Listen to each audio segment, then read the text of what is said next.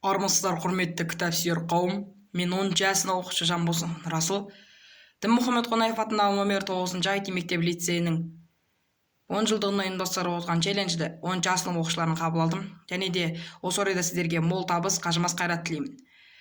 Менің бүгінгі айтайын деп отқан өлеңім Мұқағали Мақатаев атамыздың ғашықпын өлеңі. Ғашықпын, шын ғашықпын сол адамға. Мен болмасам болмайын сол аман ба. О тәңірім неткен жан қайырылмайтын. Жүрегі еттен бәлде қол адам ба. Ғашықпын, қайтып оны жасыра алам. Бір алтын, оның әр тал шашы маған. Сағынайын таусыла сағынайын, сағынышқа жаралған ғашық адам. Шарықтап қолым жетпес көктегінге. Ақ қанат құсым менің кеткенің бе. Шарқ ұрып бар ғаламды шыр айналып, мәңгілік сені іздеумен өткенім бе.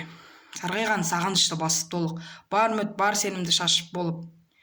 Өтермін сірәда мен бұл өмірден, мәңгілік қалармын мен ғашық болып дей отыра, осы челленджді 10 В сынып оқушыларына жолдаймын.